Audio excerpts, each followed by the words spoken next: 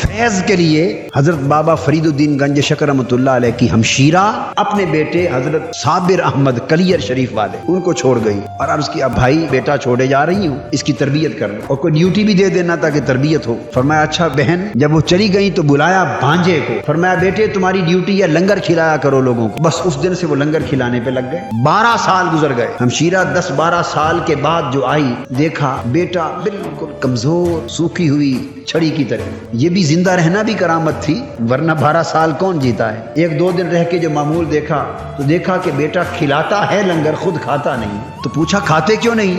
عرض کی امی جان حضور بابا صاحب نے فرمایا تھا لنگر کھلایا کرو، یہ تو نہیں فرمایا تھا خود بھی کھایا کرو۔ تو میں تو 12 سال سے کھلا رہا ہوں، وہ کھلا رہے ہیں، کیا حضور بابا صاحب کو خبر نہیں ہوگی کہ خود کھاتا ہے یا نہیں کھاتا؟ تو پوچھا بھی نہیں کبھی۔ ہمشیرہ تھی جلال میں آ گئی، اس لیے چھوڑ گئی تھی بیٹے کو بھوکا مارو۔ تو بہن کیا ہوا؟ 12 سال ہو گئے اس کو لنگر کھلاتے، کھایا ہی نہیں۔ بلایا بیٹے کھایا نہیں ہے؟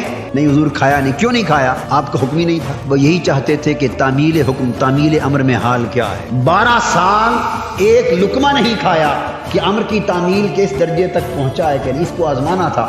جب دیکھا کہ یکتا ہو گیا، سینے سے لگا کے فیض یاب کر دیا۔ ہم چاہتے تھے کہ اکٹھا ہی کھلائیں۔ ہمارے جو دکھڑے اور گورکھ دھندے ہیں، فیض نہیں ملتا، کہاں سے ملے؟ ہم تو ڈنڈے سوٹے سے فیض لیتے۔ فیض کا طریقہ جو لوگ لیتے رہے، ہم تو اس راہ پر چلنے کے لیے بھی تیار نہیں۔